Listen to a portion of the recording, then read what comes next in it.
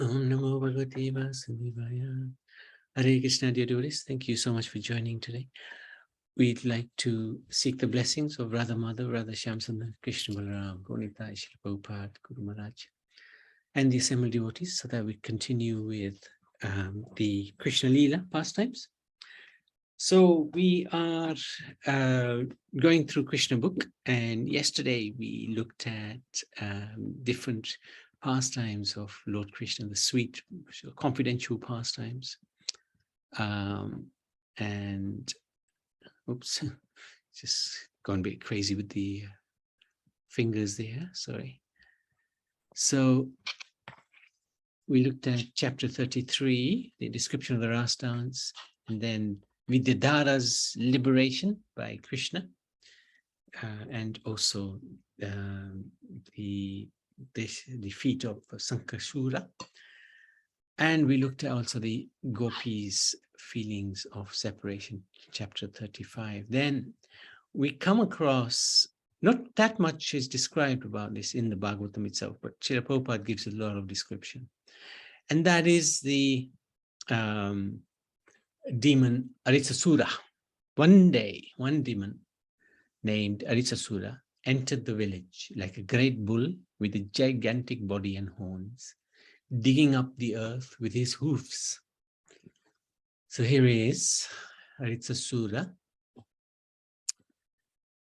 And when the demon entered Vrindavan, it appeared that the whole land trembled, as if there was an earthquake. So he was pretty fierce and very scary. He roared fiercely, and after digging up the earth on the riverside, he entered the village proper.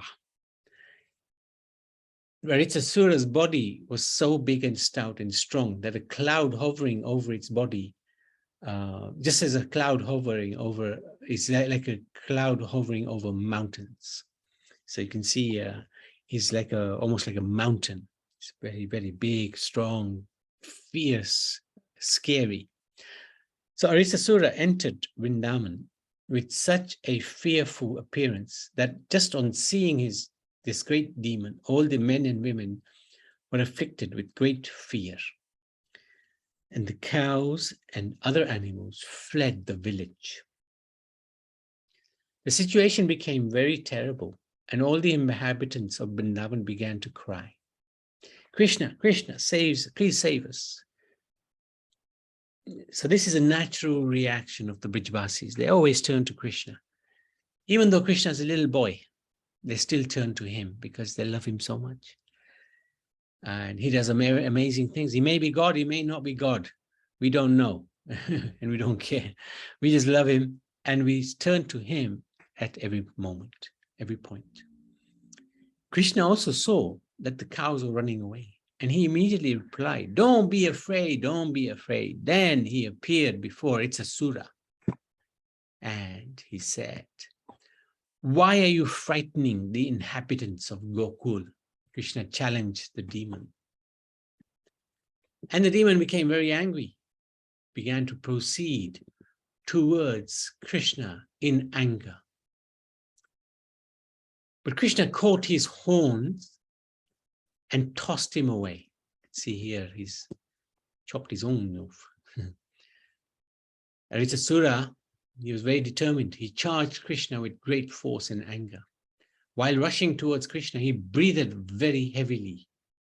Krishna again caught his horns and immediately threw him on the ground, breaking his horns. Krishna then began to kick his body, just as one squeezes a wet cloth on the ground. Being thus kicked by Krishna, Aritsasura passed to the kingdom of death. Then the gopis. So this was the end of Aritsasura, the bull demon. Krishna very handsome and gallantly destroyed this demon who was harassing all the Brijvasis. Then the gopis started teasing Krishna. They said to him, you've killed a bull. Now you have to go. You have committed a sin. you have to take bath in the holy places in order to get rid of the sin of killing a bull. So Krishna, he couldn't tolerate being away from Vrindavan or Brijdham. So he called upon all the holy waters to come. He stamped his foot in the ground, and all the holy waters appeared before him. He made a kund, they made a kund, and the holy waters appeared in that kund. Gangamai, Yamunamai, Gangotri, Yamunotri, all of these rivers, all of the rivers came and resided in this kund, later on known as Shyama Kund. Shyam Kund. And Krishna very happily bathed in that kund. He accepted the punishment which the gopis had said to him that he has to undergo, the atonement he has to undergo in order to rid himself of the sin. Of course, there is no sin for the Supreme Lord. He can do anything he wants, no sin attached. But when the gopis tease him, he reciprocates. He reciprocated by doing what he asked, what they asked. So he took a bath in the kund, or the holy rivers were there. And then he said to the gopis, now you have committed a sin because you have taken the side of a demon. This Aritsasura, he might have been a bull, but he was actually a demon. By taking his side, you've committed a sin, so you need to take a bath as well. Why don't you come into my kund and have a shower? The gopis, they enjoy this competition of teasing each other. They said to Krishna, we're not going to come into your kund. Your kund is so contaminated because you've bathed in it. You bathed in your kund, we cannot possibly enter in there. We'll make our own kund. This was the pledge they made. So they started with their bangles, digging up a kund. And then they made a big line towards Kusum Sarovar and brought the holy waters. Was it Mansi Ganga? It's even further. Okay, Manasi Ganga. And they started bringing water. It was a big effort, a monumental effort. At the same time, the holy rivers approached Krishna and said, my dear Lord, please give us permission to enter into the kund which is being made by the gopis, which is of course later known as Radha Kund. And Krishna said, yes, of course, but I can't give you permission. It's not my kund. I'm not the boss here. You have to seek permission from Shrimati Radharani. It's her kund. So the holy rivers, the personification of the holy rivers, they approached Radharani and they begged her, please, let us enter your kund. It'll be a great honor and pleasure. And Radharani, being very compassionate, kind-hearted, she agreed. So all the rivers, they went into Radha Kund.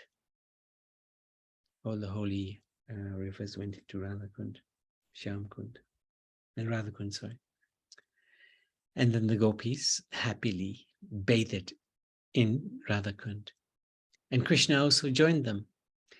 And he said that Radha Kund is a manifestation of the ambrosial love between Radha and Krishna.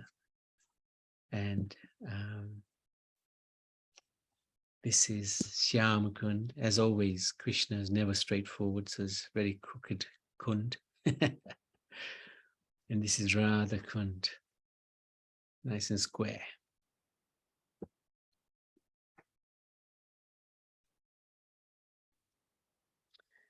Rupa Goswami writes in the Nectar of Instruction that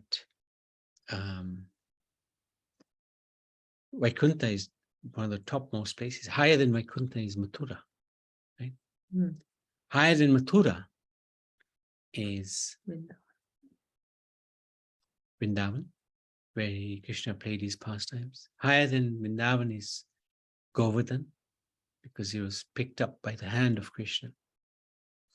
But higher than Govardhan is Radhakund, which is based at the tip of Govardhan, bottom tip of Govardhan.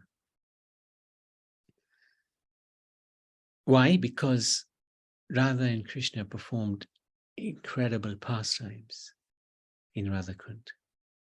So these are the pastimes. Can you please repeat that hierarchical order? First was Vaikuntha, then Mathura. Yeah, let's actually find that verse so that we can make 100% sure we got it right. It's easy to get it wrong. Kali Yuga means Yeah. it's easy to forget. What verse was it? The last verse. Was it?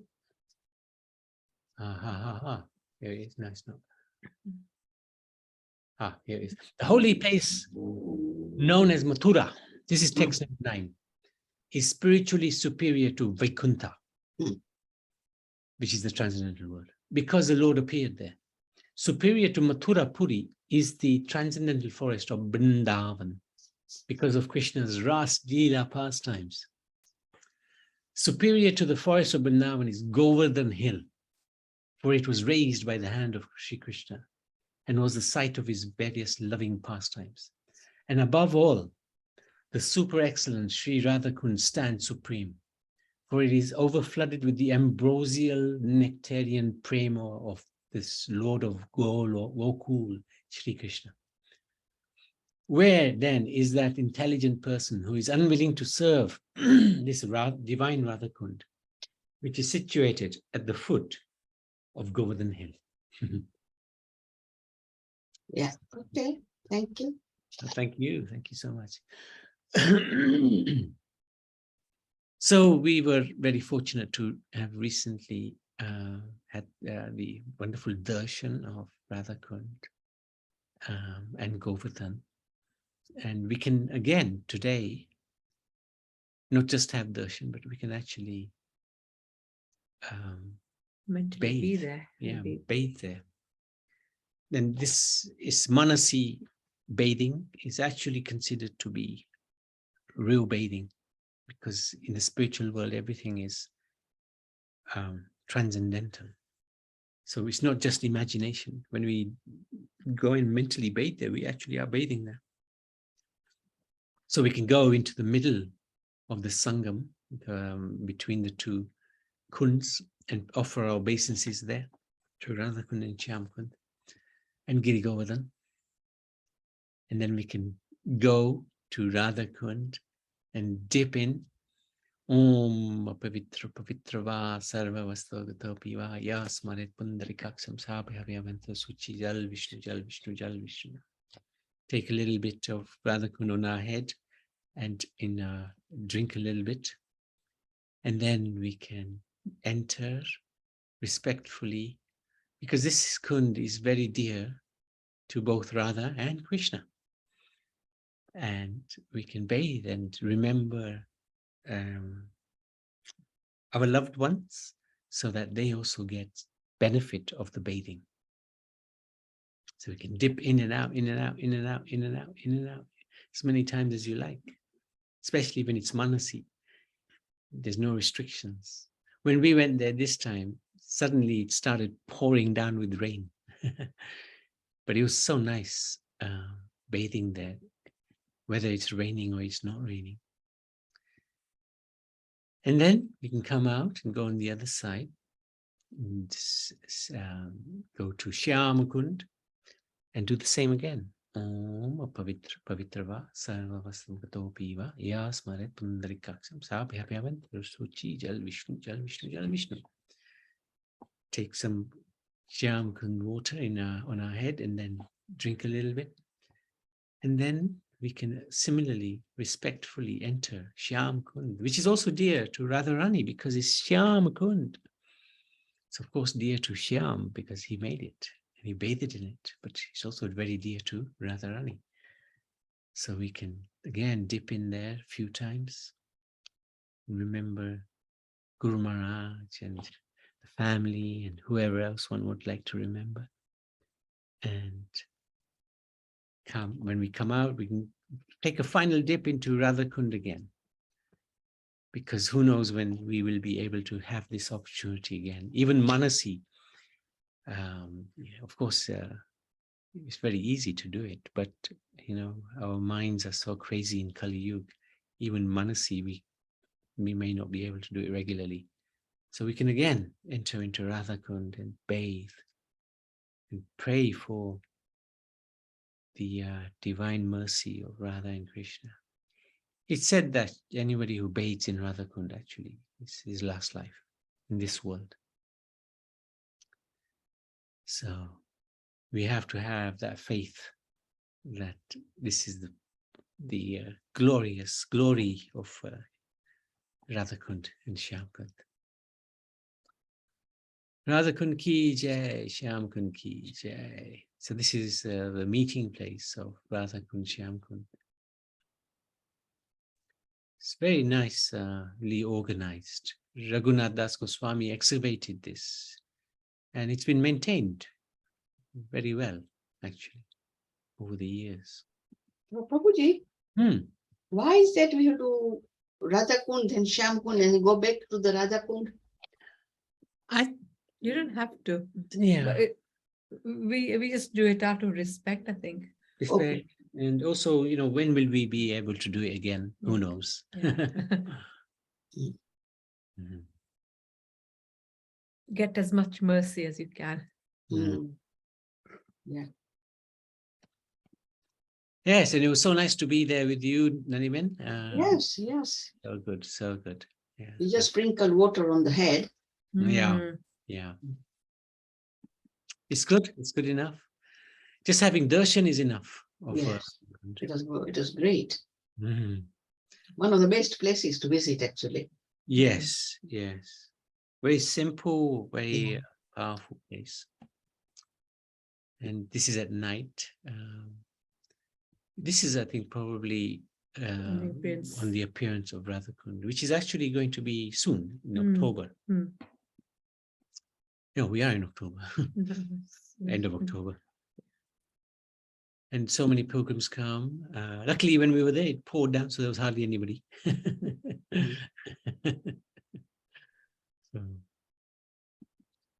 But yeah, this is it's a very, very nice place to be very fortunate to be there. After so many years, to be there was very good, very special. Okay. After this, so Aritasura's pastime, Narad Muni told the secret of Krishna to Kams, because all this time, Kams was sort of dithering and dathering and not really doing anything to provoke Krishna. Narad Muni's mission was to finish things quickly. Krishna appeared to kill the demons, and Kams was the chief amongst them. Narad wanted to expedite things. He told Kams, that eighth son of Vasudeva and Devaki is Krishna. You are misled by Vasudeva that Krishna and Balaram had been living incognito in the care of Nand Maharaj. So when Kams heard this, he took out his sharpened sword and prepared to kill Vasudeva. But Narad Muni pacified him. You're not gonna be killed by Vasudeva. What are you doing? Why are you so anxious to kill him? Better try to kill Krishna and Balaram. So this is Narad Muni. Narad Muni is giving the advice. Okay. But in order to satisfy his wrath, Kams arrested Vasudeva. Anyway, put him in prison. He also sent the Keshi demon to Vrindavan to kill Balaram and Krishna. At the same time, he called upon Akrur, one of the descendants in the family of the Yadus, in which Krishna was born as the son of Vasudeva. And he told Akrur, immediately go to Vrindavan and bring to Mathura Krishna and Balaram. His plan was to kill the two boys. He told him, he was very frank, Akrur. And as soon as they come in the gate, there will be a giant elephant named Kuvalayapida awaiting them. And possibly he will be able to kill them. But if somehow or other they escape, they will next be met with by the wrestlers and be killed by them for sure. Now, Akrur, he was listening. And of course, he didn't like the suggestion because he's a devotee of Krishna and Balaram. But he saw this as an opportunity to go to Vrindavan, because Vrindavan is a very sacred place. And even in those days, even to go from Mathura to Vrindavan was not so easy. So Akrur took this as a blessing. Yes, Kamsa has got crazy motives, but also Krishna and Balaram, they're the supreme. They'll take care of Kamsa. But now I have the opportunity to actually go to their most confidential place and meet with them and his wonderful devotees. So Akrur was very happy, actually.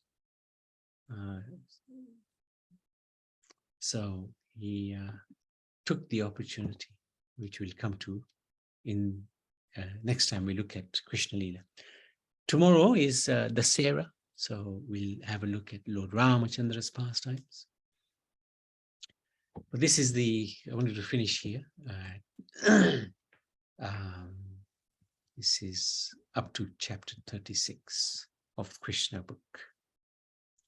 Shri Krishna Chandra Bhagavan ki jai. Are there any comments or any questions?